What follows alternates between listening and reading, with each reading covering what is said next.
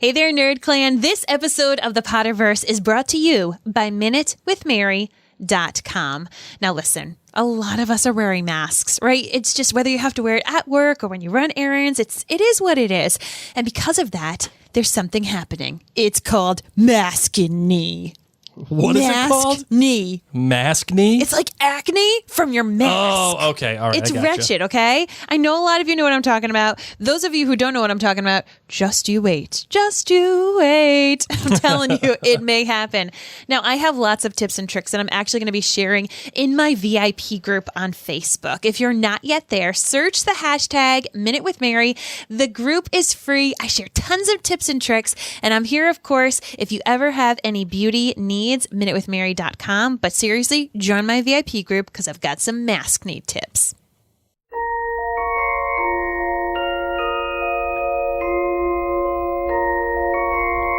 Did you ever make anything happen? Anything you couldn't explain? You're a wizard, Harry. I'm a what?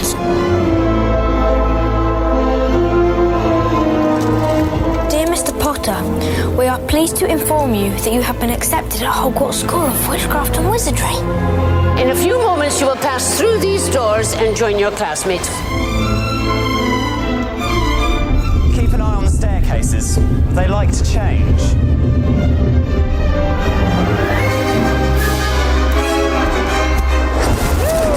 Good afternoon, class. Welcome to your first flying lesson. Stick your right hand over the broom and say up. Yes. Wow. Mr. Longbottom, exactly where do you think you're going? Do you really have the scar? Yes, man, I do. Wicked. Mr. Potter, our new celebrity. First years should note the dark forest is strictly forbidden. That no magics to be used between the classes in the corridors. Petrificus totalis. The third floor corridor is out of bounds to everyone who does not wish to suffer a most painful death. Throw in the dungeon!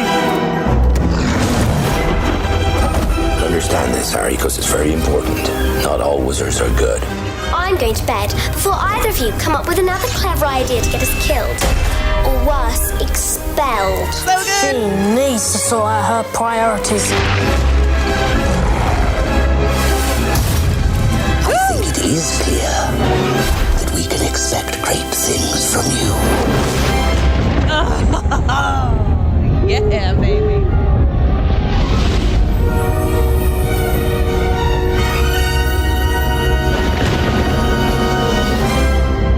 The magic begins now. Woo!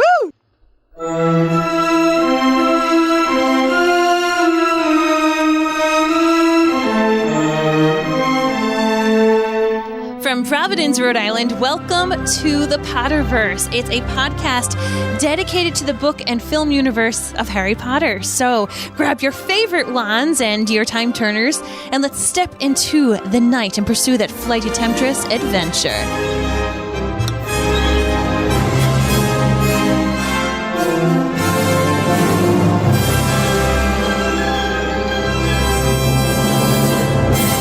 And welcome. My name is Mary Larson. My name is Blake, and I've been waiting for this moment. I've been waiting.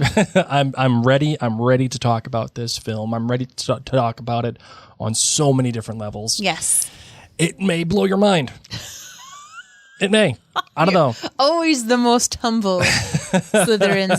Yes. Okay. So, of course, tonight in this episode, we are talking about the film Harry Potter and the Sorcerer's Stone. We are so excited to talk about this, but we wanted to remind you all that we actually recorded a full commentary track. Blake and I watched the movie last night prior to us recording this podcast, and we recorded it. Granted, it was on our phones. It's not as fancy schmancy. We didn't do it in our podcast studio, but you can actually check that out by heading to jointhenerdclan.com. Yeah, go there and you can check out everything that we have while you're there. I mean, including all of the Harry Potter content that we have, all of the Outlander content. I mean, it's really great. So you go there and it just says Harry Potter and the Sorcerer's Stone commentary track, and we actually did put it up on the first 10 minutes or so. We put it up on the podcast feed. Oh, I was wondering because I thought it came up, showing that he was there. The first 10 minutes or so are on the podcast feed. So if you listen to it for 10 minutes and then it stopped, that's because it's a premium content. But you didn't say, "Hi, this is ending." Well, no, I put it in. I put it in the notes. Oh, okay. So like it says, "Hey, this is premium." It's a premium preview. Yeah. But so, a lot of people don't pay attention to the title. They just see commentary track and then that's that. So I wanted to make everybody aware that the first 10 minutes are available, so you get a flavor of what it's like, what we were doing, how we were trying to do it. Nice. And the full version of it is at jointhenerdclan.com. Amazing. And of course, we wanted to remind you to hit subscribe on this podcast. Tell your friends the best way to learn about podcasts is actually through a friend. It's through word of mouth. So sharing the podcast in one way, shape, or form is great. You can also find us at Mary and Blake on social media. Go to maryandblake.com to find all of our podcasts and blogs. And once again, if this brings you joy, if it brings Lumos in the time of Nox for you, please head on over to jointhenerdclan.com. It just got a facelift, that website did. Yes, so it did. check it on out. And there, for as little as $2 a month, you can contribute to make this all possible. But for now, let's get into the show. I solemnly swear that I'm up to no good.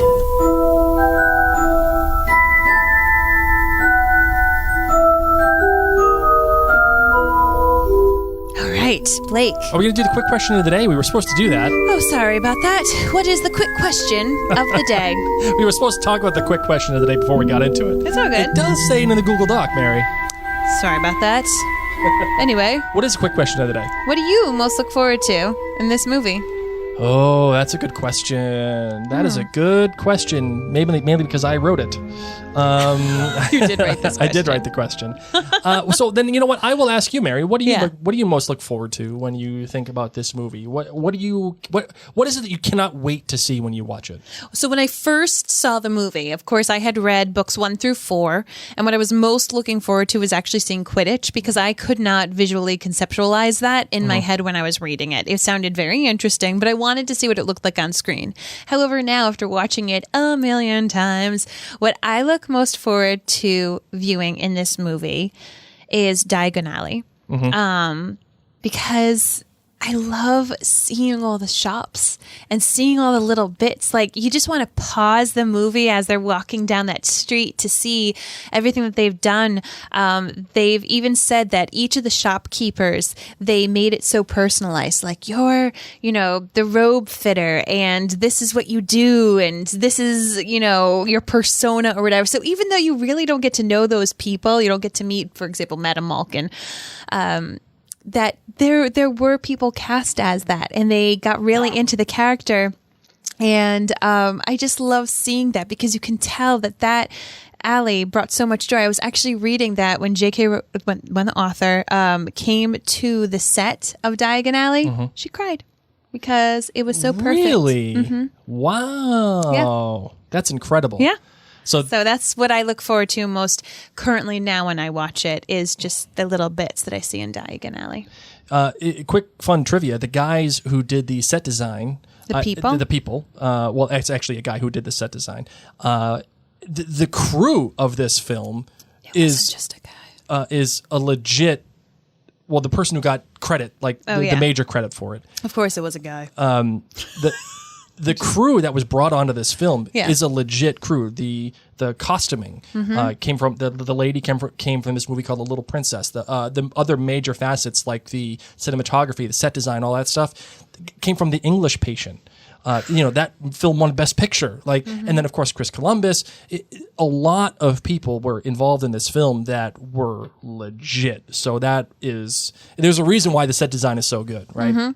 For me, I think my favorite part, the part that I look most forward to, I think it's Ollivander's. Oh, yeah. And I'm going to explain why in my GBG a little bit further down the road here. But I really look forward to Ollivander's just because it's how it's handled is so interesting. And I love that part myself. So everybody who is watching us live on the all the social medias, please tell us what you look most forward to. And if you're listening to us on the podcast app, send us an email, maryandblakemedia@gmail.com. Tell us, let us know.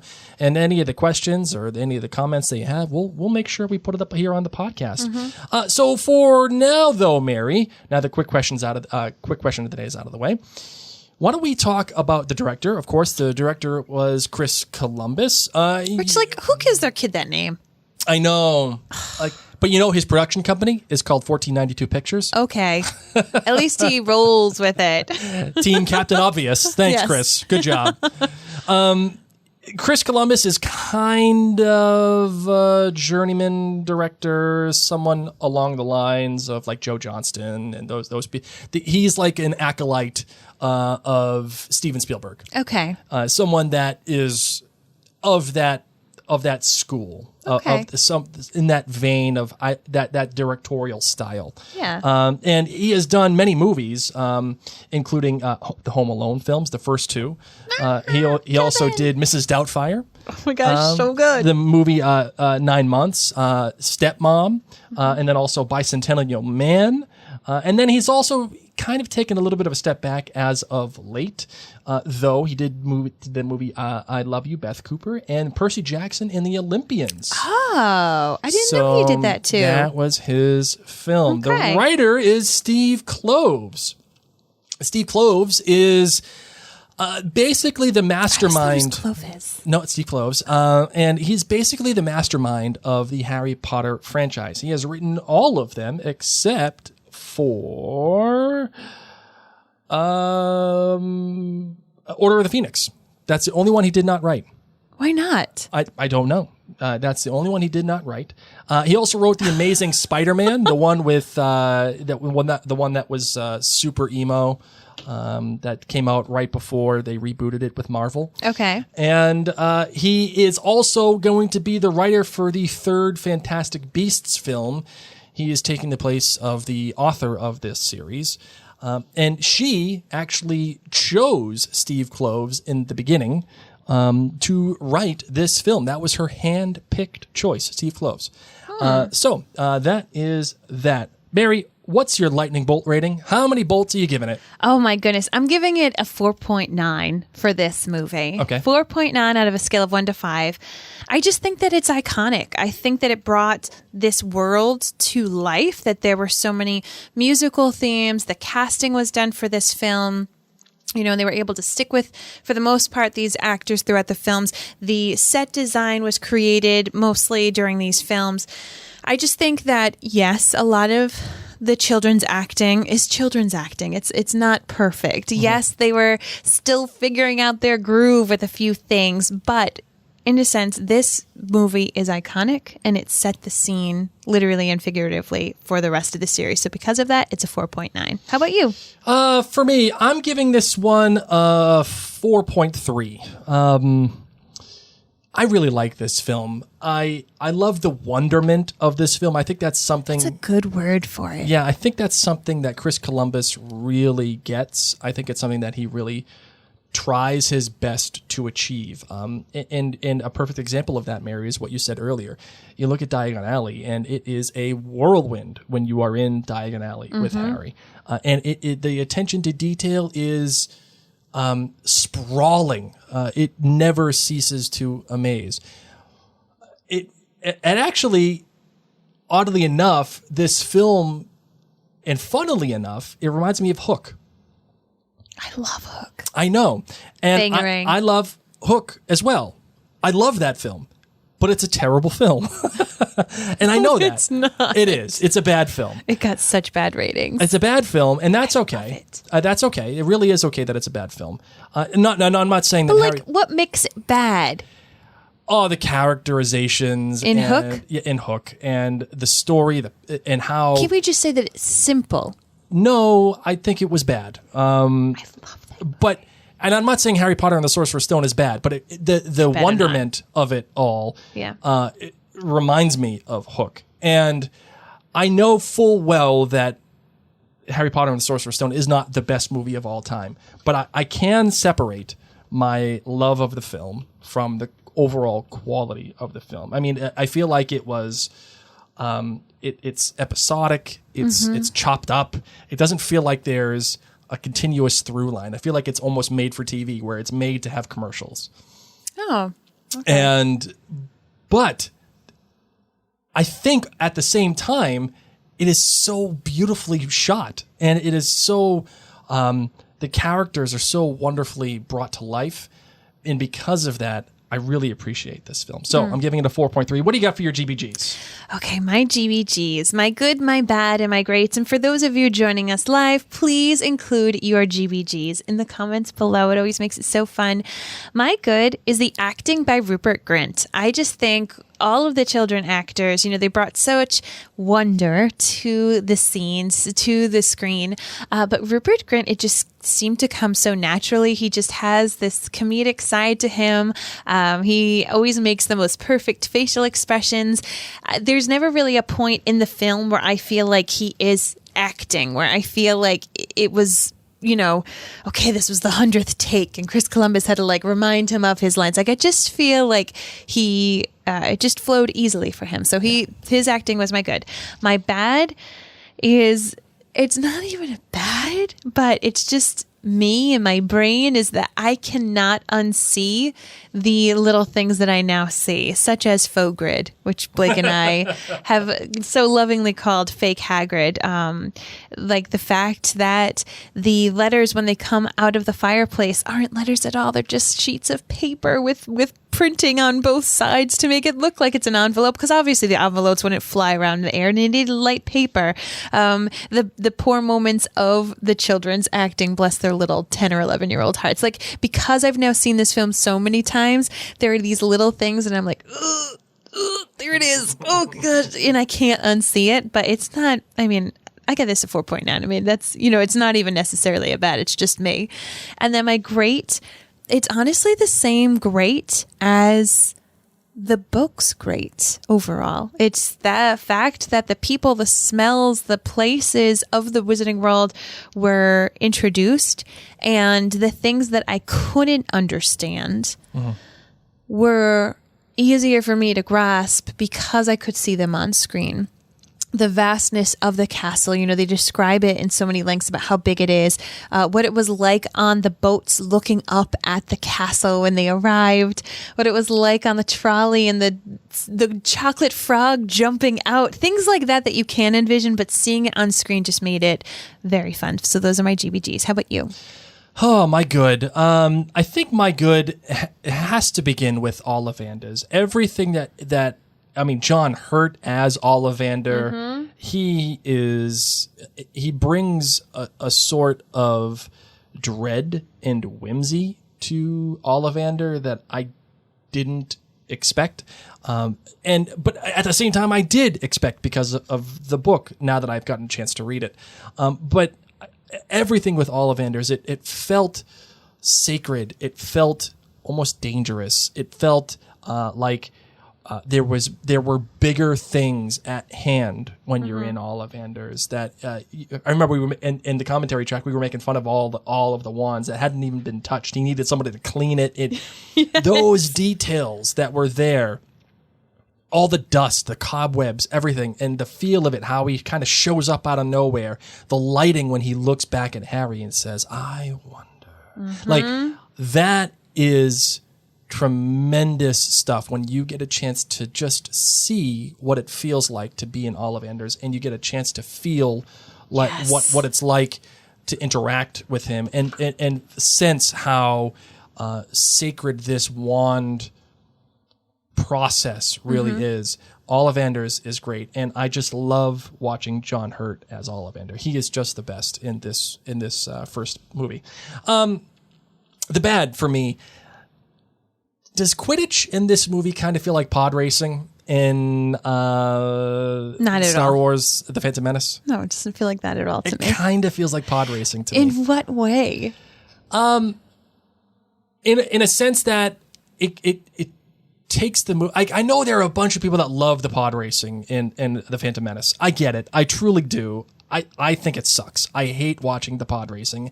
And whenever I watch that film, I force myself to watch the entire thing, but that's the one part that I fast forward. I skip over every single time because it doesn't do anything. It doesn't achieve anything. It doesn't teach me anything about Anakin. The idea of it is that you're supposed to understand that Anakin can use the Force, but at no point do you have any clue that he's using the Force to actually operate the pod race. And the same thing, I think, happens with the Quidditch. I just don't get the sense that anything else is happening other than wee Quidditch. It doesn't teach me anything about Harry. It doesn't teach me anything about Weird Teeth Kid. It doesn't teach me anything about what's happening. It's just wee, and I don't know. It just doesn't do anything for me. And it's not shot particularly well. It's kind of all over the place. There's no geography, and maybe that's by design. Yeah, it's a flying, zippy sport. Maybe. It also feels like to me, well, I don't know. We'll get into it. And the great for me, though, the great is absolutely Harry, the first night of him being at Hogwarts. Yes. The first night of him being at Hogwarts, and that is him sitting on the windowsill. Everybody is asleep. Everybody is... Harry is alone, and he's just sitting in the windowsill, staring up at the moon with Hedwig right there. And it's one of the few moments in the film, kind of like Ollivander's, where it just stays put. Yep. And it doesn't show you anything. I mean, it doesn't tell you anything. It's not in your face. It's not, look at Hogwarts. Look how cute it is. Look how fun this is. None of that. It's just allows you to sit. It's just a little boy sitting in his windowsill, smiling. And once that happens, the movie goes into full gear for me because now you understand the loneliness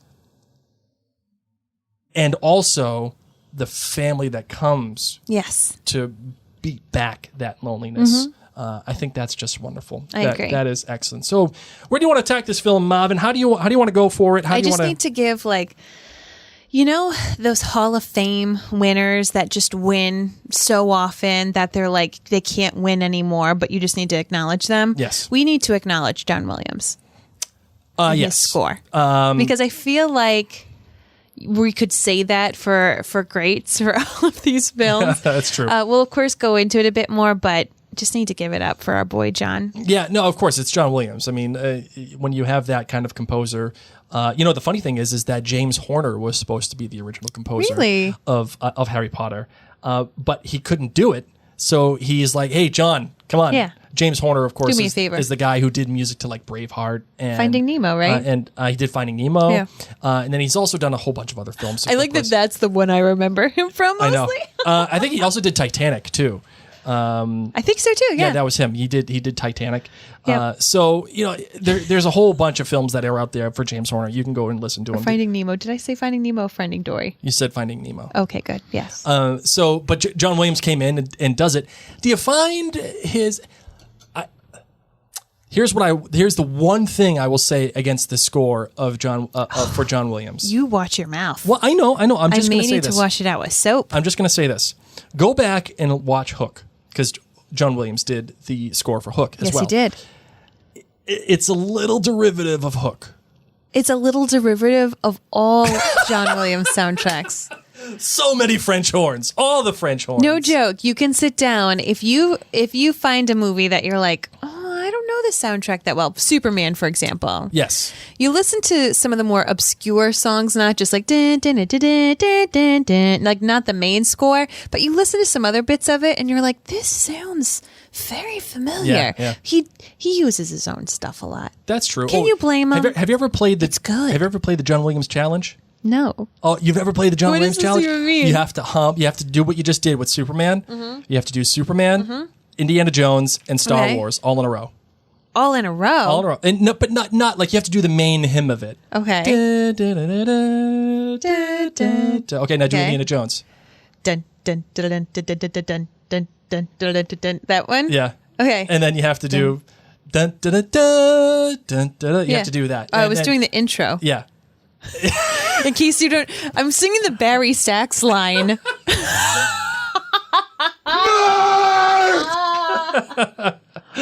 And then you have to do the Star Wars one. And the reason why that they had the John Williams challenge is because they're so similar that people screw them up and they forget, like their brain shit stops and they're like, oh, whoa, wait, hold on, what? And so it's Superman, Indiana Jones, and Star Wars.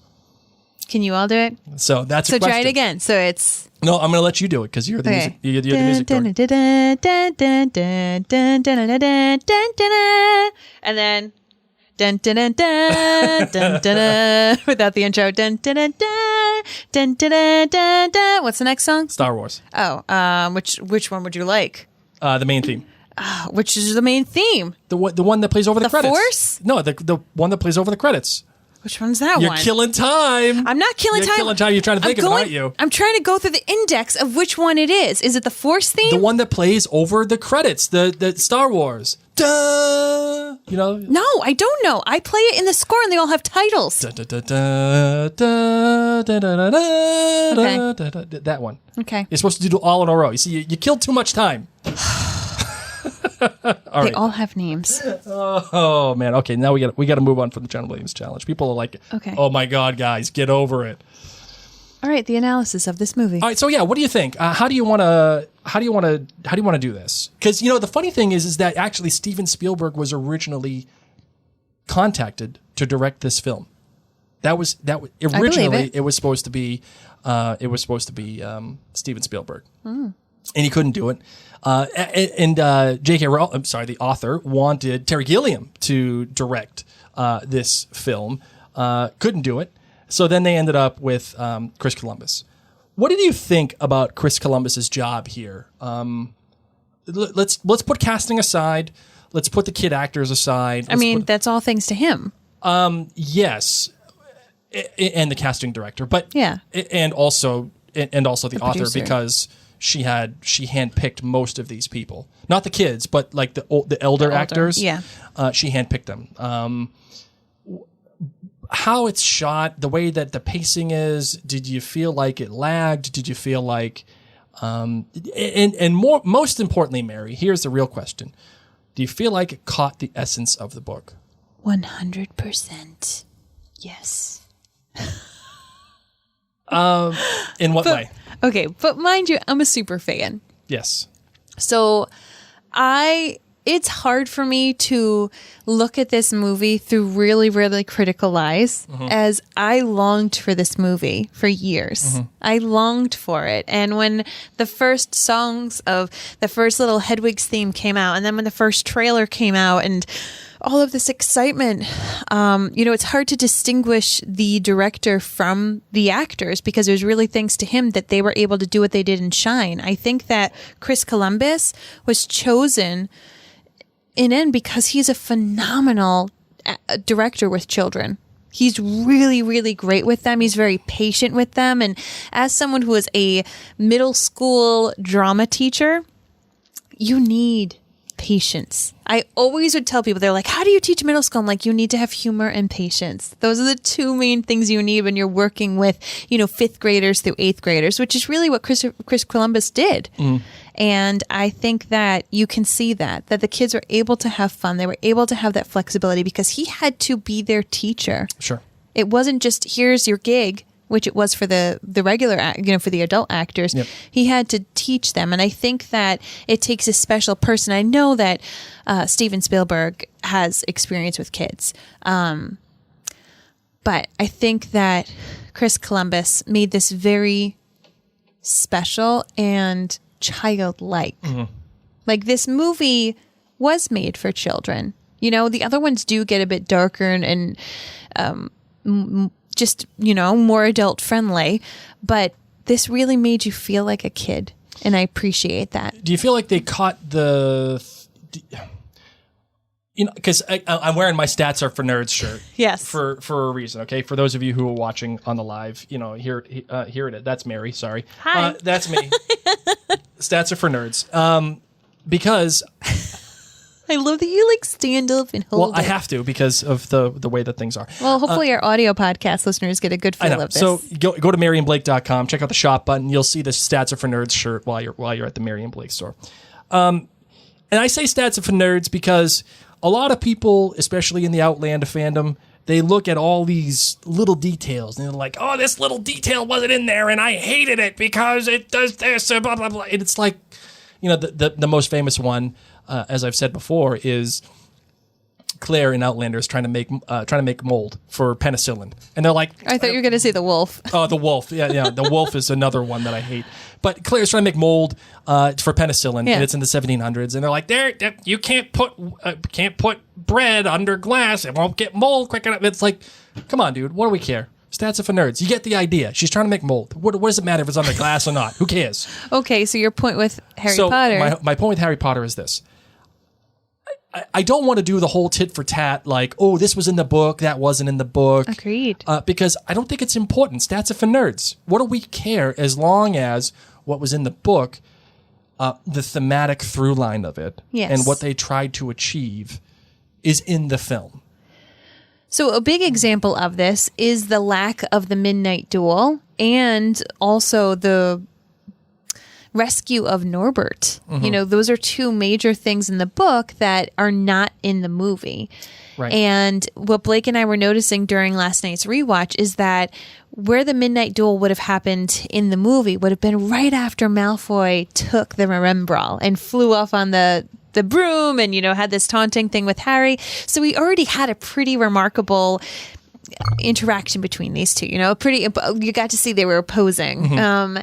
And so we didn't need another reason to not like Malfoy. We already don't like Malfoy due to his previous behavior. And then when it came to Norbert, they were able to kind of quicken things up without it being multiple trips to Hagrid's hut. They were just able to have Draco spying on the trio as Norbert hatches. Yep. And from there, they're able to wrap things up. So I think the movie did actually an extraordinary job of tying up those two plot points and just kind of getting rid of them for the sake of time. Yep, everyone in the comments section is saying, especially Angela, oh my God, let go of the mold, Blake. Let go. No, I refuse. For those of you who listen to Outlander Cast, go to MaryandBlake.com, check out the episodes of Outlander. Or don't. And I went on a big diatribe about this whole mold thing. No, I refuse to let it go because it was so Blake, dorky. we're done. Okay. The only thing I will say about the stats are for nerds of it all is this. The ending to me of the film, I think, is changed in a way that takes away from the theme of what they were trying to accomplish. Elaborate. And this is why I bring it up, because I think all the other changes, for the most part, are good changes. They compress the whole story, and you got to get this book into 2.5 hours. And not only do you have to get the book done in 2.5 hours, you have to introduce this entire world. It's not like you're in movie 4 and you just accept things as they are, because we've already been through it. Yeah, you don't need an introduction. It's kind of like the MCU. If they introduced everything in the MCU for every single film, you would sit there for 4 hours, 5 hours, because that world is part of itself. It's a living entity. And the same thing goes for Harry Potter. In this film, they try to introduce the entire world. There's only so much time that you have, so they have to get to the most important things. Having said that, I think an important thing in the end of the book is that Harry is rescued. It's not Harry just touches the guy and the guy croaks. Quirrell, yes, he does die, but it's not necessarily 100% because of Harry. It's not that Harry touched him and then all of a sudden he turned into stone or ash like he does in the film, and that's that. And the thing that we've talked about in the film, in the book series here so far, a lot is the ending of the book lends credence to the idea that it's not just Harry. It's not just the chosen one who was able to take on the darkest wizard of all time. He needs help. Yes, he does get help from Ron and Hermione, but he needs help in the end because he's an 11-year-old. And it shows those two stories going together as one. The one of Harry Potter, whee, Hogwarts, and then, ooh, this stuff is real. This is bad news. Yeah. This is like a legit story that has evil stuff in it, and this kid is in way over his head, and he needs help. So because of that, when Harry just offs Quirrell the way that he does, and then he kind of passes out because Voldemort's soul flies through him, it's like that takes away from the power of the ending in the book. And I want to get your thoughts on that. Why do you think they made this change? Because I think they could have simply still had like Harry and Quirrell and kind of a blurry, phased out interaction with, Dumbledore hazily pulling Quirrell off of him. Why do you think it ended this way? Do you think they needed us to visually see Quirrell die and Voldemort vanish? Do we need to see that so we could believe it? That's a good question. And the other thing about the book is that as a writer, you can write as much dialogue as you want for the most part. And you can go back and forth. There's no such thing as real pacing. I mean, there is pacing in a book, but not like in a film, And the beautiful thing about film is that you can do things that a book can't. Mm-hmm. For example, Harry sitting on the ledge in Hogwarts right for his first night. Yes. You can't do that in the book. No. But you can do that in film. You can't give it in the book, but it's a little different. It's different. Yeah. It's much different. It's show, not tell. In the book, there's a lot of expository dialogue about Voldemort between Harry and Dumbledore. Mm-hmm. And is he gone? Is he not gone? Da da da. Like, what about this and what about that? And in a film, if you did that, it'd be kind of like the architect scene in The Matrix Reloaded, where the whole movie just comes to a blinding, like, screeching halt, just so these two characters can talk about what just happened in this entire film. Yeah. I feel like if they did that with Dumbledore at the end of this film, you'd be like, what are we doing, dude? Yes. And because of that, and also I think they kind of lacked a little guts. I think they wanted to make a safe movie. It was for kids, Blake. No. What I mean is they wanted to make a safe movie, and they didn't want kids or even adults who are watching the film to not see Harry come through by himself. Yeah. They wanted him to go there and beat the bad guy. Mm-hmm. He is the chosen one. Yeah. Let's see him beat the bad guy.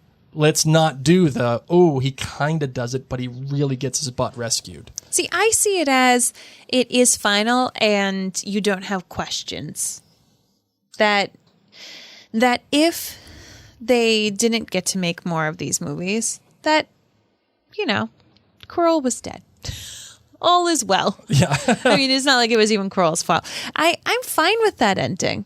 It is a little weird, but I'm fine with that. I think because you're already so accustomed to so much other magical stuff throughout the movie that this doesn't faze you too awfully much. It is spooky and it is jarring. I think that, when you're watching it with a youngster and there is so much merriment to this movie, and then all of a sudden it's like, oh, we're in the Forbidden Forest and something is drinking unicorn blood. Yeah, and you see the teeth. Yeah, maybe we're not going to let little kids watch this right now. Right. It's, that's when things start to shift. I think, of course, that these movies are designed to be seen by children whose ages they are. Like, that's when they're really in the clear. Obviously, people show it to people of all ages. Yeah, and I think that's the issue that the movie really struggles with, Mary, because the film is two separate stories. It's the wee Hogwarts, and then all of a sudden it's Voldemort and unicorn blood.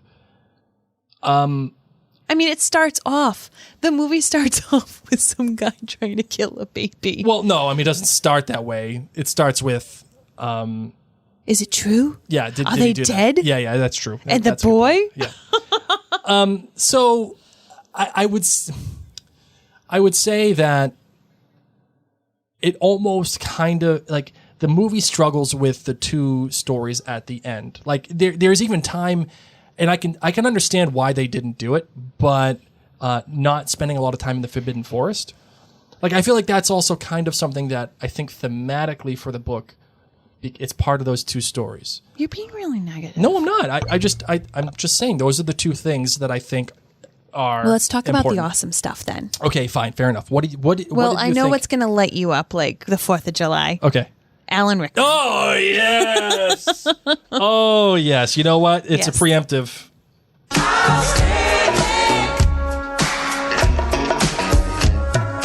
Makes me wanna shout.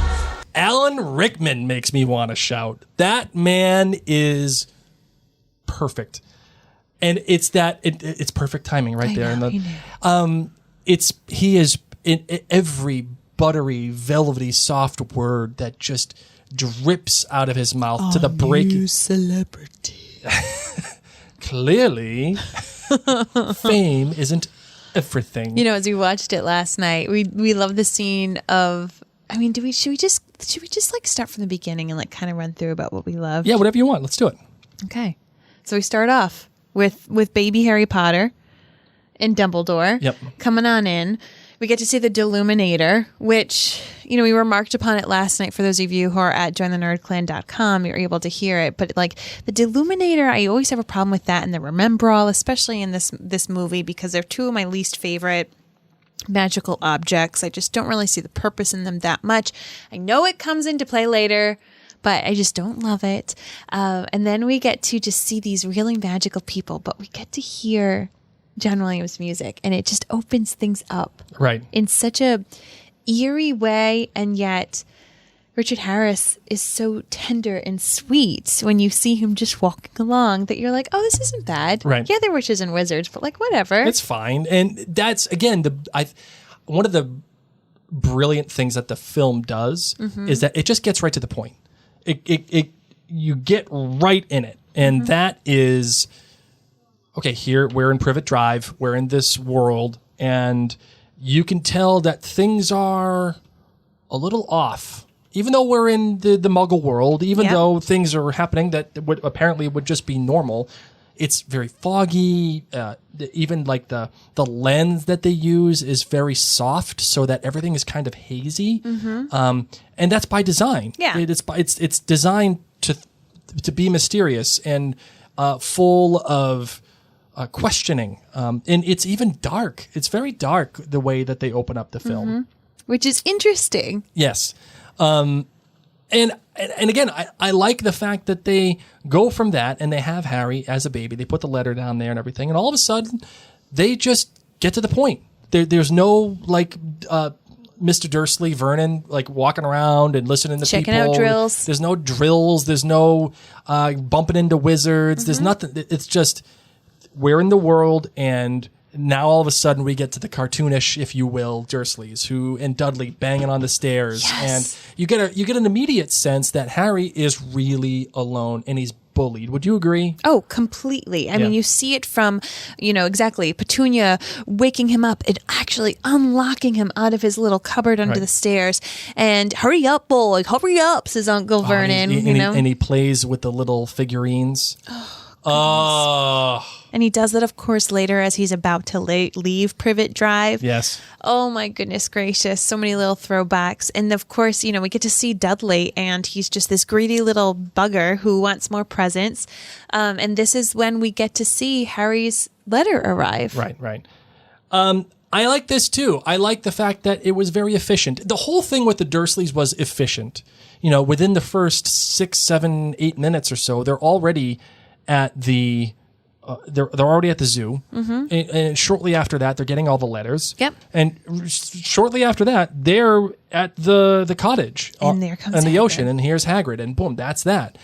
The one thing I will say about the film that I think is a little bit of a detraction from the overall story is the fact that they go from Harry being at the cottage to all of a sudden Hagrid takes him, and then he ends up at school. Like, I missed the part in the book where it was Harry had to go back to the Dursleys. It would have just taken too much time. It absolutely would have. And I understand why they cut it, because you can't, again, that would be the whole, screeching halt aspect of it all. I like it that they've been trying to give him this letter. Like, you don't know how much time has gone by in the movie where they've been attempting, and Hagrid finally has to go get this kid because school starts in 2 days. Right. So he has to hurry up and get him and get his stuff. Or does he start in one day? You know what I mean? Like, I just feel like, okay, this is the last moment. We haven't gotten Harry's letter back. Let's, Hagrid go pick him up on the way. Sure. So he goes and gets him, and this is where you get your first sight of Fogrid. Yeah, Fogrid. So there's Fogrid and then there's Hagrid. Hagrid played by Robbie Coltrane and Fogrid played by some dude. I don't know. Forget his name. I don't remember it's his like name Marvin either. or something. Sure. Marvin, whatever. Stats are for nerds. And you can, and there is a distinct difference between Fogrid and Hagrid. Fogrid is the actor who plays Fogrid, the fake Hagrid, is a giant of a man. He's just a really, really big actor. And in actuality, they created like this mechanical face mask to look like Robbie Coltrane's Hagrid. That, so he was bundled up, he's just a big guy anyway. And they've got him with all these pads and this giant costume and the wig and this mechanical face mask thing to express slightly what Hagrid would be expressing. But in any of the scenes where it is a normal sized human with the giant sized Hagrid, it's actually a different actor. And if you look at his face, it does look a little weird. It looks nothing like a real human. And they keep the Fogrid for how many movies? I think it's the first 2 films with Chris Columbus. And then they figure out with CGI or other things. And they try different things with camera angles to make the actor of Hagrid, Robbie Coltrane, look bigger. Like and depth of camera. They'll have him more zoomed in and the camera will be from below him. So he looks bigger. He looks like he is above the other characters. Yep. And, even in the cottage, like he takes up the majority of the screen when it comes to the camera shot. And then when it goes to the Dursley family, Mr. and Mrs. Dursley, they're zoomed out a bit more. And they don't take up as much of the frame to make them seem smaller in comparison. Like it tells your brain, this is a very big guy. Yeah, this is a big guy. And a lot of the shots with Robbie Coltrane, it's him singly in the frame. Yes. And that's it. For the most part, you see very little actual interaction between Robbie Coltrane and Daniel Radcliffe or one of the big 3. In the same frame. Yeah, whenever you see a lot of cuts. Yes. So if they're walking down Diagon Alley, it's Fogrid.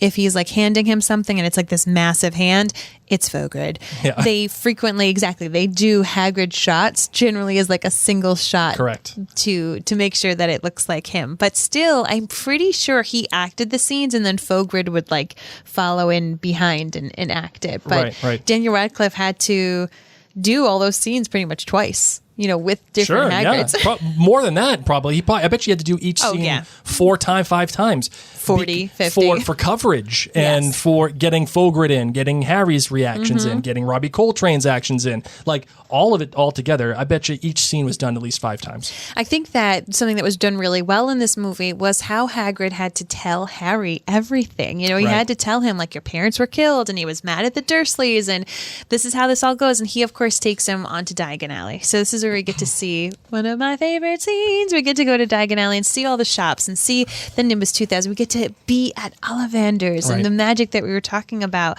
While we're also there, though, we get to go to Gringotts. And I think Gringotts itself was quite the marvel. Yeah, it's absolutely an epic, and I don't mean epic like the way the kids say it today. I mean literally epic design. Epic. Oh my God, it's epic, guy.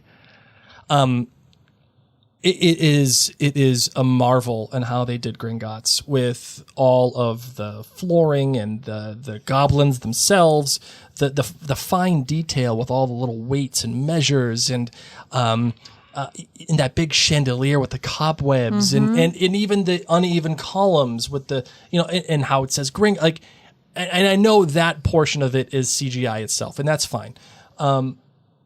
But just the interior design of it all, the feel of it, how silent it was. There's no score being played in Gringotts.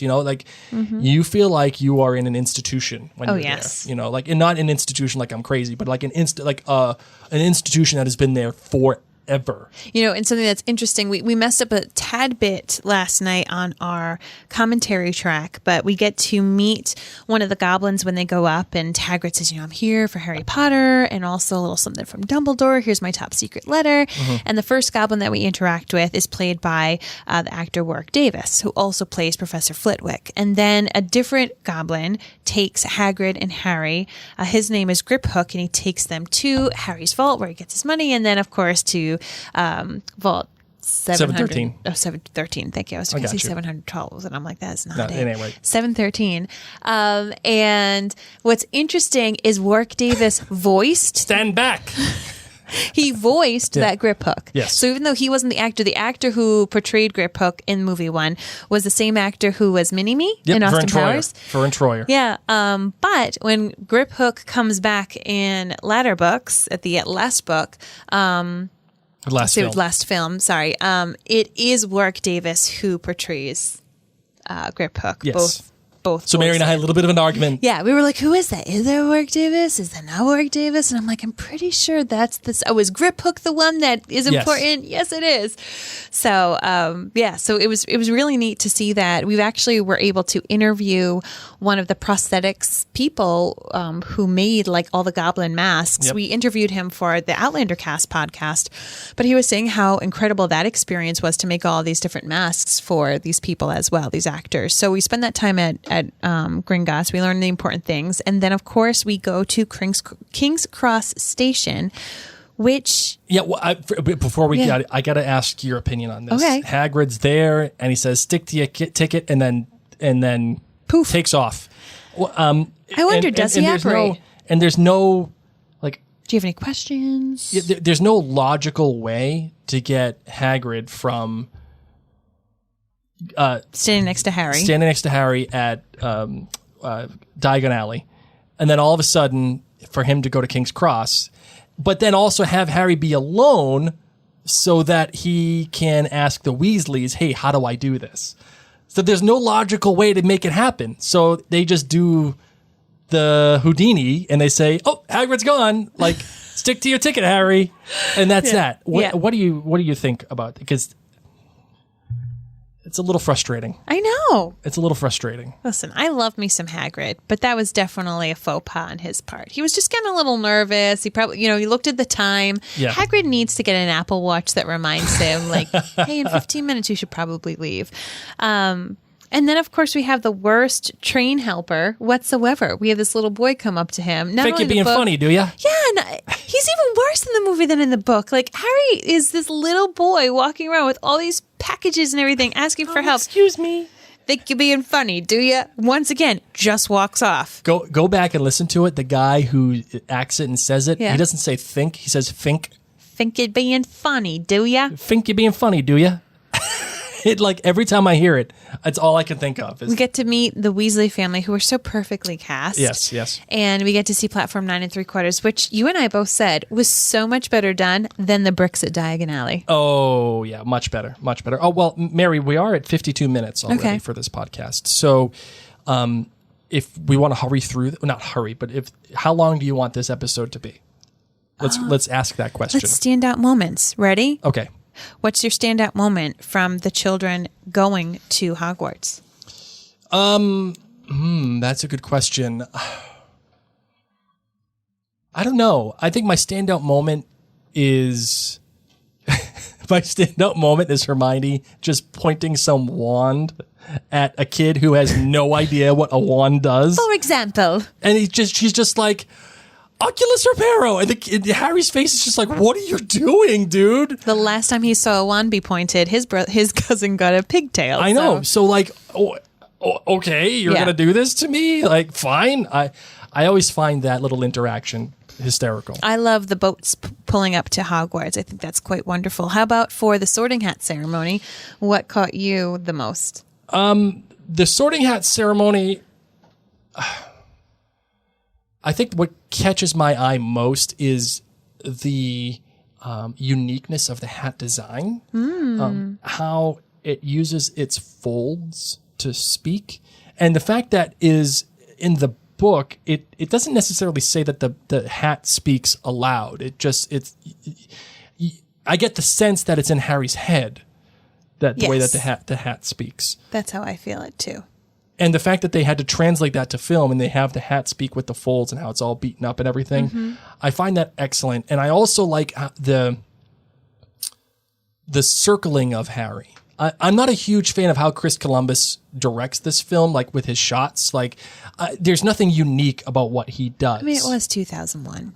I agree. But there's nothing unique about how he captures the film. Like, everything is center framed for the most part. And there is that one unique shot at Diagon Alley with the Nimbus 2000. Yeah. Starts off with the kids. Oh my God, it's the Nimbus 2000. And then the focus comes back onto the broom. Yep. And then the focus goes on to Harry as he's walking past it. And then at the final shot, it's all one shot. The final little focus is the focus coming off of Harry back onto the Nimbus 2000 to focus on the logo. Yes. I find that excellent. And that's good foreshadowing for what's about to happen. Agreed. But other than that, Columbus doesn't really do a whole ton to help himself with the film in the way that it's shot. shot. Negative Nancy right now. However, in the Sorting Hat ceremony, he does this really cool thing where he circles Harry, and he allows it to just see the back of Harry's head. Yep. Which is not something that you would think that would happen.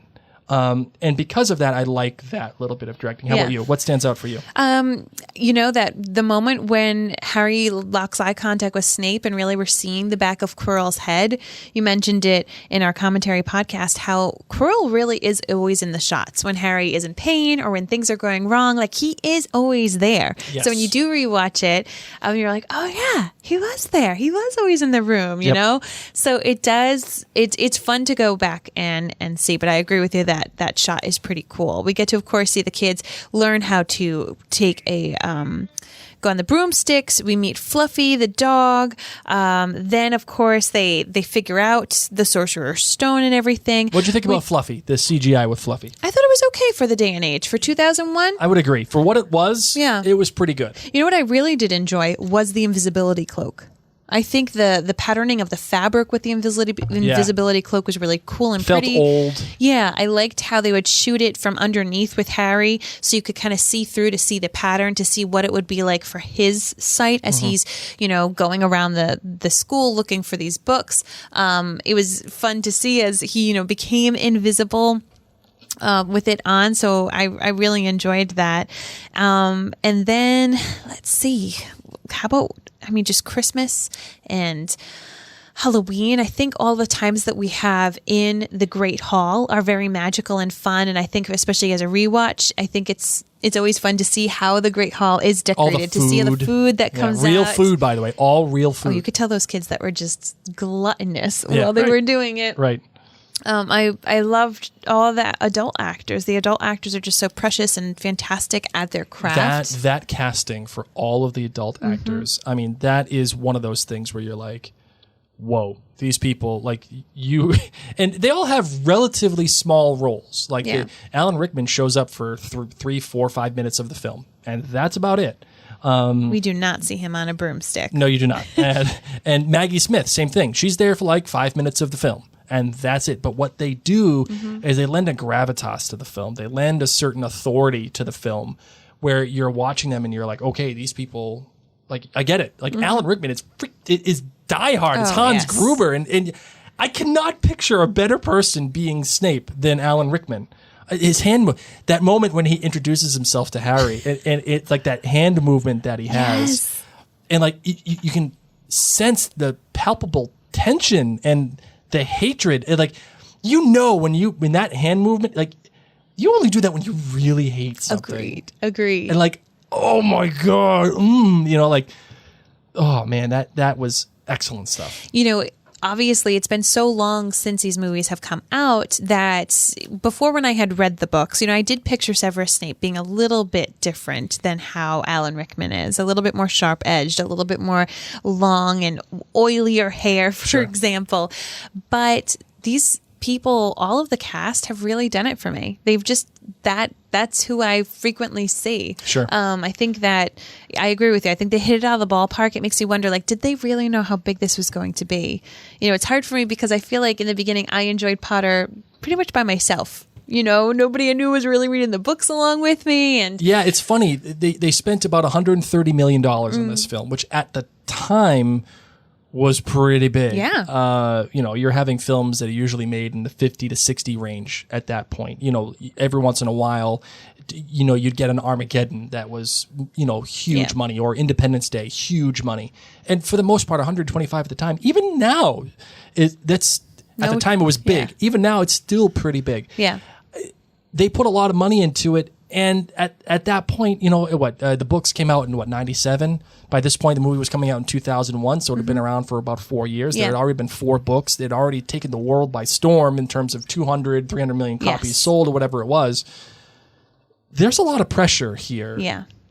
Do you kind of get the sense that they understood that there was pressure?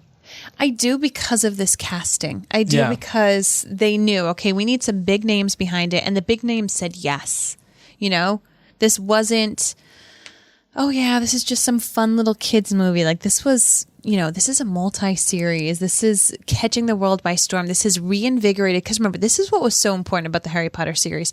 It got people excited to read. It got youngsters excited to read. It got people who hadn't picked up a book for fun in a long time, myself included. I was in the end of high school. I feel like I spent almost all my time reading books for school. I barely had any time to myself between sports and band and my AP classes.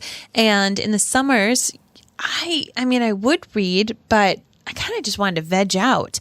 And then here came Potter. And I was like, I couldn't get enough. And I feel like that is what captivated the world at first. Sure. So a lot of this cast had read the books, and I think they know. We all know that this film is the beginning of a much larger franchise. This is something that, Warner Brothers invested its time into. Again, $125, $130 million just in this film alone. Not even counting the advertising aspect of it all. Largely, the advertising budget in these kinds of tentpole films equal the amount of money that they spend on actually making the film, if not a little bit less. So you can pretty much assume that they spent $250 million big ones on this bad boy.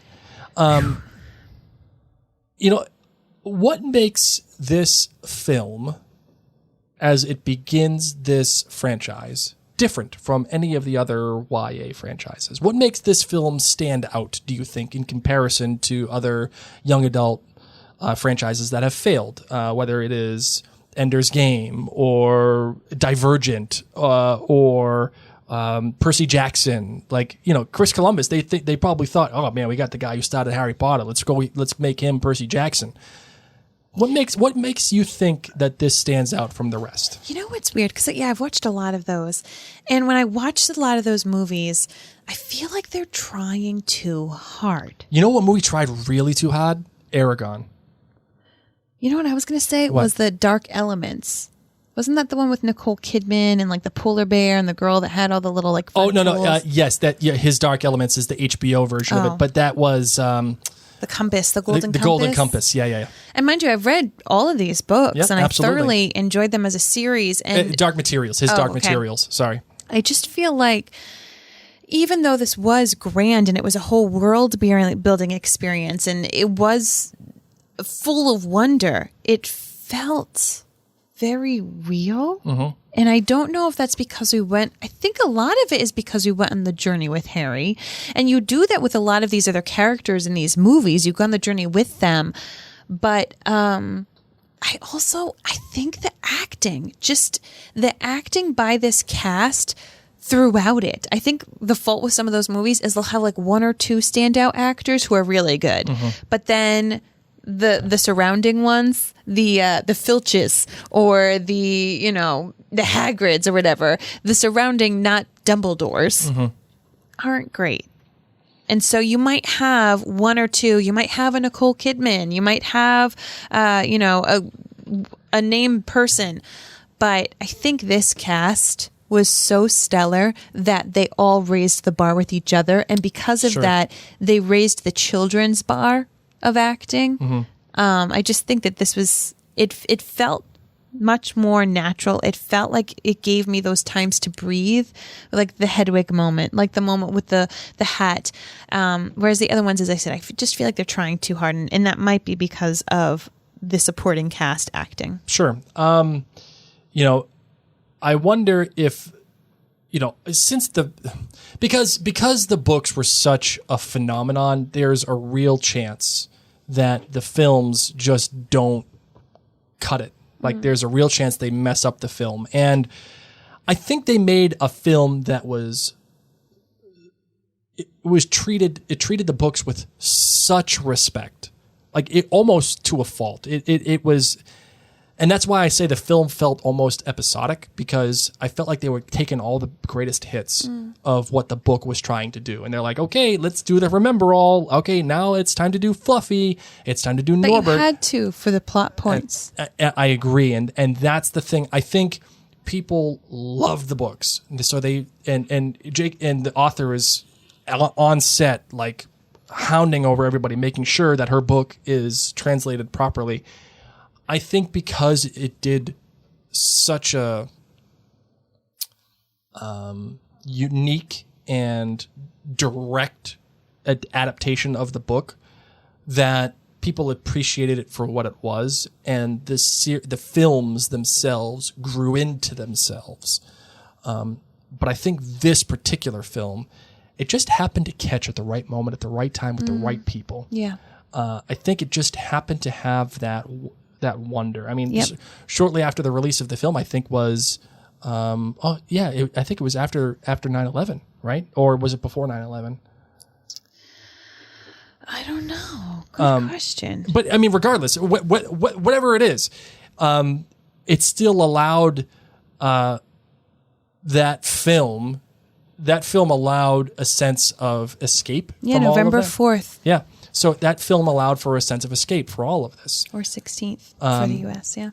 And I think people went to Harry looking for just a reason to get away from it all. Because you're right. You know what? That's the thing. People, they say that a lot of kids who grew up watching these movies, they kind of saw Voldemort as, like this terrorist. Sure. Yeah.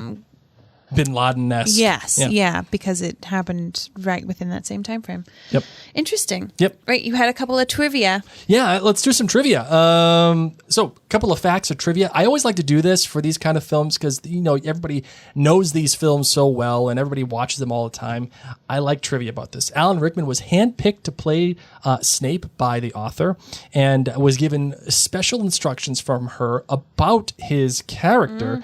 And the author even provided them with vital details of Snape's backstory, i.e. what happens with Lily and everything. Yep. In advance. Nobody else knew. Nobody. And like, for example, she had to write the interaction between Voldemort and Lily.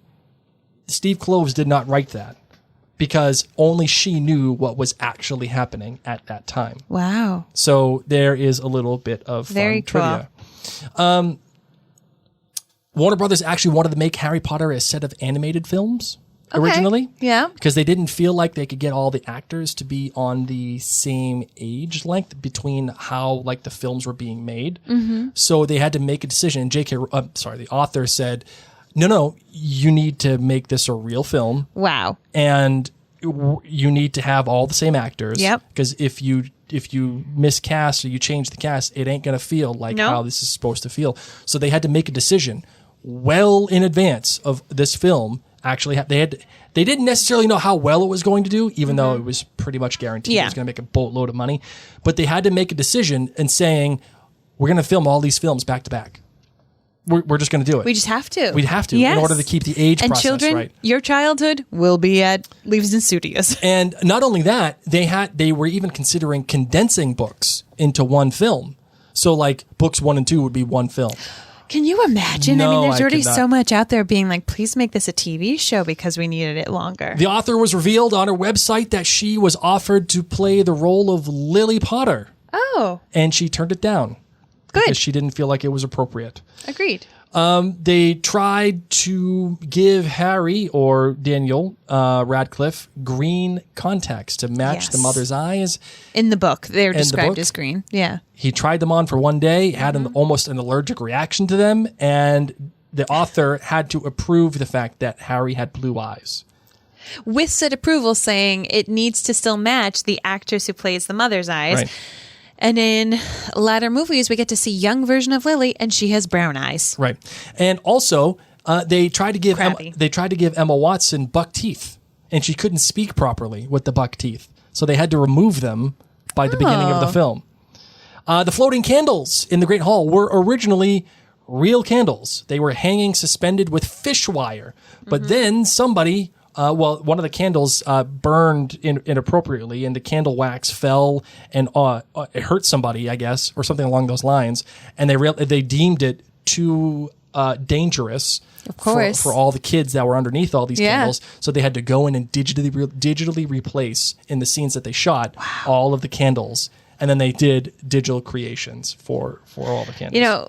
Because you were even saying that last night while we were watching it, you were like, "Oh, I think these are real candles," and I was like, "What about all that hot wax above all these kids? That's just not safe." So I'm glad that it was digital. The cat that was used to Mrs. Norris play Mrs. Norris ran away. No, ran away from the set, And she was gone for like 2 or 3 days. They couldn't find her. She was like, this is an amazing castle. Yeah. There are so many mice here. Ran away. Trevor, have you seen my toad? In the trophy cupboard to the right of the Quidditch trophy, you can see the Service to the School trophy with the name Tom M. Riddle. Stop it. Tom M. Riddle engraved on it. Why would that still be there? I don't know. And same thing, next to Harry's father's name and the inscription for the Seeker is actually one M. McGonagall. What? Wait. Saying that she was a chaser. Oh, I'm sorry, that she was a Seeker.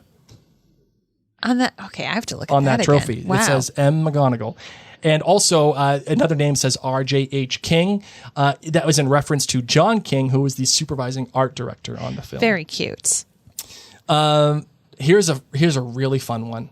After Steven Spielberg dropped out of Harry Potter and the Sorcerer's Stone, who was his first recommendation to direct? I don't know. Who? M. Night Shyamalan. No. Yeah. Remember, this is right before The Sixth Sense. Okay. Wow. Okay. It's right before The Sixth Sense. Okay, so before his really big breakthrough. M. Night Shyamalan was recommended by Steven Spielberg, but he turned it down to make The Sixth Sense.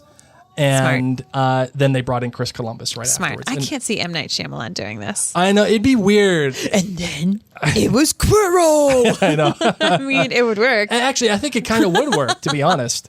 You know who the other person I would have thought would have been great for this? Danny Elfman. I mean, not Danny Elfman. He's the composer. Tim Burton. Tim Burton would have been kind of weird. Yeah, he would have made Hogwarts like so. He would have gotten weird with it, and I think it kind of would have been cool if he got weird with it. He would have been like the Dumbledore weird. Let's see. You know what I mean? Like, think of Dumbledore's speech in the first day. Yeah, he definitely would have put the Hoggy Hogwarts song in He there. would have loved that. He would have been all about that life. Tim Burton would have been all over it. Let's see. Hermione says to Harry that he is a great wizard. It is, in fact, Harry at no point in this film actually casts a spell in this entire film. Yeah. Doesn't do it. I was saying that during our commentary last night. I'm like, he doesn't even know Expelliarmus in this movie. Yep. And lastly, the film never explicitly reveals who gave Harry the invisibility cloak at Christmas.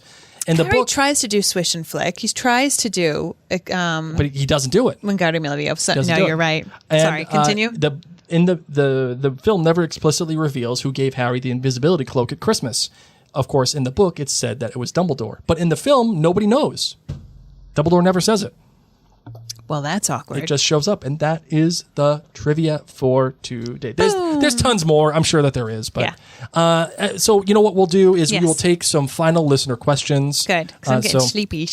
So we'll play the sound. Oh, Miles here. All right, so those who are watching this live on the Facebook or on the Twitter, on the Instagram, or on the YouTube, please send us your questions right now. And if you're listening to this on the podcast app, you are not alone. You're not left to your own devices. You can ask us questions. You can get to us. We will answer you either via email or on the podcast itself. Just email maryandblakemedia@gmail.com with your questions, or go to maryandblake.com and click on the contact button. And if you scroll down, you'll see a whole space where you can just send us a message right from the website. Whoop, whoop. So that is that. This is your time. This is your opportunity, if you're watching live, to ask us any questions that you might have. Ellen asks us, Mary, what do you want to read it? Yeah. Ellen, of course, from Australia. Do you think it's a help or a hindrance to the actors being associated with Harry Potter and trying out for new film roles? I can only ever picture them as their Potter characters, even though they have done loads of roles since. What do you think, Mary? I think it's a hindrance. Absolutely. It's kind of like Carrie Fisher as Princess Leia. Yeah. Or Mark Hamill as Luke. I did there was a movie that I got to see with Daniel Radcliffe, and he was just this awkward guy trying to date somebody that I loved. It was on Netflix. I'm going to have to find out what it was. It was the only one that I've enjoyed where I forgot that it was Harry, but I think because he was so nerdy and awkward, he was kind of like Harry when he's on Felix Felicis. Sir. Yeah. then by all means. Yeah, and as I said, I think I said in the last podcast, maybe not, maybe I said it last night. I really want to see the Playmobil movie. It's like the Playmobil movies version of the Lego movie, and Daniel Radcliffe voices that. I have seen Little Women. Yep. And Beauty and the Beast with Emma Watson. Rupert Grint has done some stuff. She did a great job. Like, it's Emma Watson. Yep. I think she does a good job as Belle. She does a great job, and she did a great job in Little Women. It's going to take a little while for me to not see them as that. The older actors, the adult actors, though, I see them as other people. I would agree. Of course, Snape is if he's not Snape, he's Hans Gruber. So that's what it is. This one comes from Rebecca. She says, would you actually, she says remember, but I think it's recommend. Would you actually recommend the film to people who decide to not read the book, Mary? What would you say? For this one, Blake didn't read this book until just now. That's correct. So I feel like the movie covers the material that you need to know for the book. So if you're trying to catch people up quickly, or if they've never done anything with the Harry Potter universe, I think that the movie one is totally fine and great as an experience for people who are new. Which music do you prefer in the Potter universe? John Williams music or the music from later films like Nicholas Hooper, Alexander Desplat, et al.? It depends what mood I'm in. Yes. If you're in an emo mood, you're going with Alexander Desplat. Yes, 100%. Like if I'm trying to do like focus, study, moody music, I'll go on YouTube and I'll do like the Gryffindor common room with the crackling fire. And it's, generally. I am in on Lily's theme in movie 8. Lily's theme in movie 8 is exquisite. And that's the opening music that they use. Right. Mm-hmm. But you don't have any of that if not for John Williams. Agreed. So, well, you don't have Lily's. You would have Lily's theme. Yeah, but that's you can tell that it's inspired Agreed. by the rest of the music that John Williams did. It just has another signature to it. I would say I think I prefer, honestly, the later films. Mm-hmm. I find them more listenable, if you know what I mean. Yeah.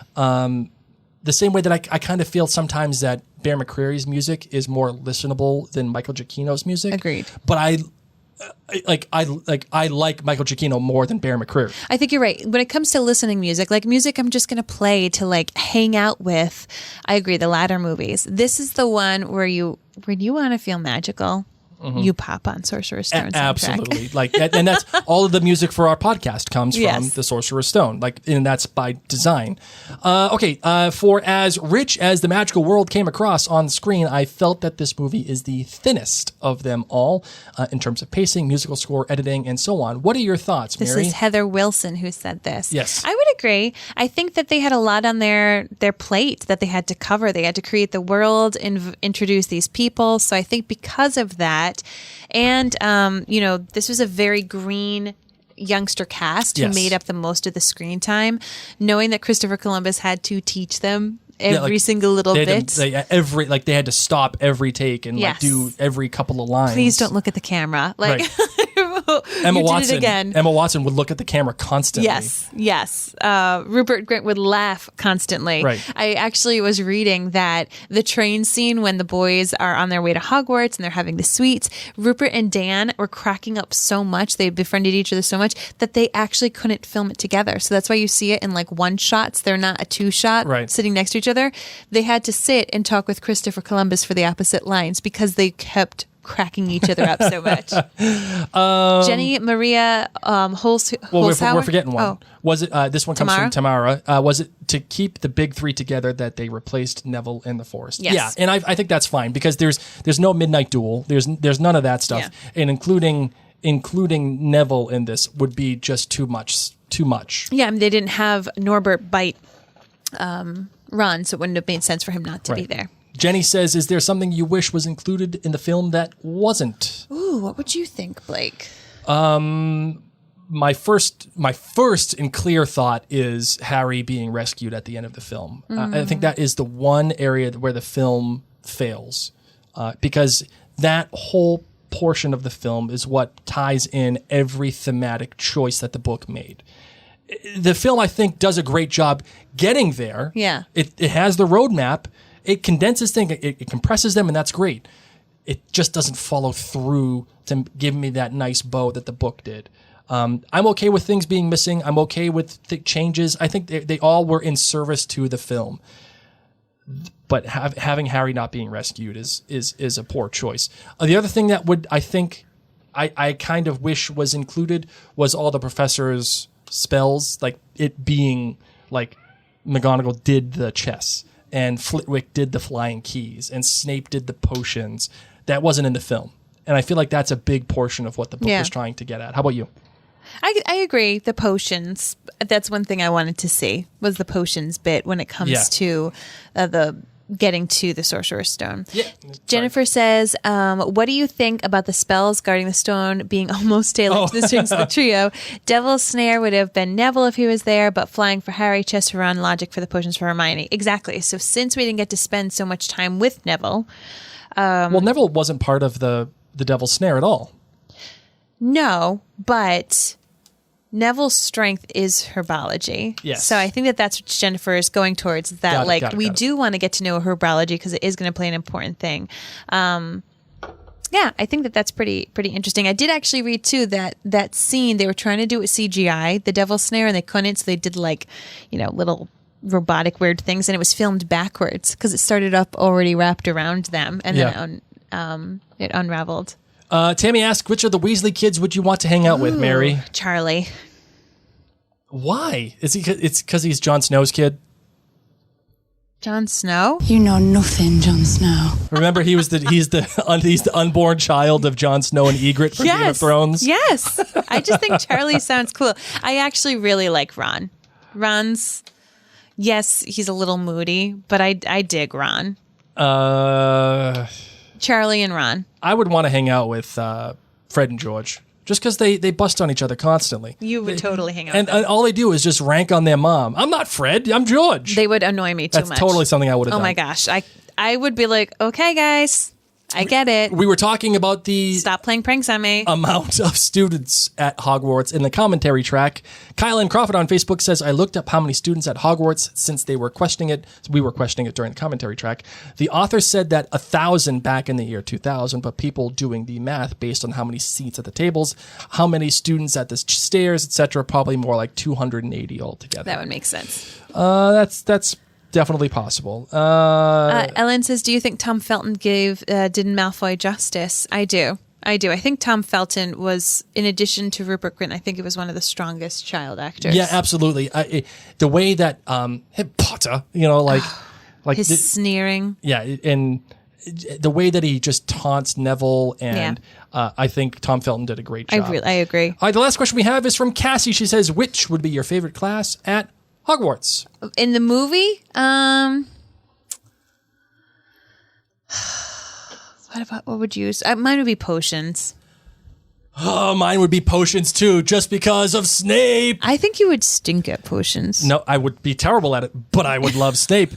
And just for those of you who what are if listening, he didn't like you? For the sake of posterity.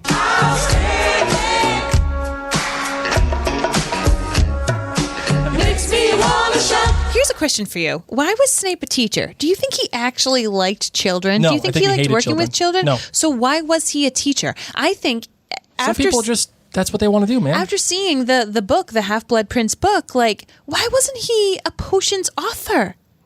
Then he could just hang out at home and write. And try his own stuff and write about it. If Dumbledore doesn't give him the one job that he wants, and he doesn't seem to actually like kids, why is he a teacher? I don't know. Are there that few careers for him? I mean, maybe no one would hire him because he used to be a Death Eater. And Dumbledore was like, it's okay, man. I'll just gloss over that part on your resume. I know you. Yeah, it's fine. Rebecca asks, what if he didn't like you, Blake? Yeah, that's what I'm saying. That would be an issue. He did not like you. No, I'd be Snape's and you homie. wouldn't have been good at potions, so he might not have liked you. He would have been my boy. He would have been my boy. I don't know. We'd be. If you were in his house, I would guess be he'd head give boy you at fine. Slytherin. I don't think you would. I would. You would not like the responsibilities of head boy. We were describing this in the movie. The kids go from wearing basic gray sweaters with a basic black tie, and then they get sorted into their houses. And from that moment on, they're wearing house-branded sweaters and ties. So where do these basic sweaters and ties go? They're wearing it on the train. They wear it while they get sorted, and that is the last time they wear these clothes. So I daydreamed that it's property of the school, and that it just is sent on the Hogwarts Express, and that the head boy and girl and the prefects pass them out. Okay, here's your sweater. Here's your tie. Make sure you get dressed. Okay, this is what you have to wear. And then at night, after the kids have been sorted and they put their clothes in the laundry hamper, the house elves come get it and wash it and put it away for the next year's class. And then they delve out all the rest of the other ties and sweaters and all that. But as a head boy, would you have been totally fine helping these first years? No, not at all. Would have hated it. Would have hated every second of it. Mo Whitman says, I doubt Snape interviews well. And Rachel actually says something here that's very poignant, and I don't know if she means the kind of poignancy that I'm going to take out of this. She says, I think Snape loved potions. Yes. The way he talks about them, it seems like he has passion for it. And since he couldn't be the Defense Against the Dark Arts. Thank you. The defense. You're not down with the Harry Potter the acronyms, the DADA. I'm looking at go DADA. What the hell's DADA? DADA, Defense Against the Dark Arts Professor. Potions is next best. And the poignancy that I'm going to take out of this is the way that Snape does talk about it. And really, it's Alan Rickman who is doing the speaking.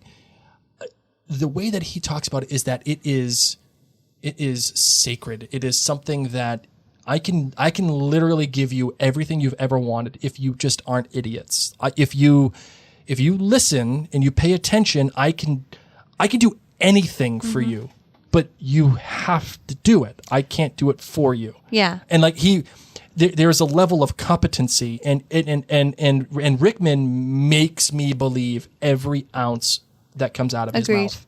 Well, and it's also something he can control. This is what I frequently talk about as someone who personally struggles with anxiety. I love to do my makeup because it's something I'm in control of. It's actually why I think I loved chemistry so much, and why I think I would love potions, and why I love baking. You can't improvise with baking. The butter has to be cold or room temp, as do the eggs. They're very clear for a particular reason, because if you mess it up, you mess up your potion. Yep. But because of that, if you follow things correctly, you will get the end product. There is control over it. And so much of Snape's life, his desires, his wanting to be with Lily, his wanting to fit in with the in crowd, and then everything that happened thereafter with Voldemort, he was not in control of. And yet you can control, especially if you have the mental wherewithal, you can control your potions. And Snape even got even better about how to control those potions. Right, absolutely. All right, Marvin, are you ready to close this bad boy out? I sure am. I think so too. Before we let everybody go, I just want to remind you that we will be doing the Chamber of Secrets on Wednesday. So, yes, read the book. Read the first chapter. Chapter 1 tomorrow, so that when we're ready to start talking about it on Wednesday, there will be no breaks. There will be nothing. There will be no stepping back. We're going right into Chamber of Secrets, and that is that. So, got anything else to say? Any final thoughts? You guys can throw up some snake emojis for a basilisk. Final question for you, Mary, before we go. Yeah? Last question. Okay. Does the movie stand, like I always say that the show Outlander has to stand on its own from the book. Yes. Because it has to. Does the film stand on its own from the book in terms of the Sorcerer's Stone? I completely agree. It tells its own competent thematic story. It does, and I think that you are proof of it, Blake, as you have been able to just watch The Sorcerer's Stone up until 2 months ago. That's a valid point. Touche, Mary. You're welcome. Let's close this out.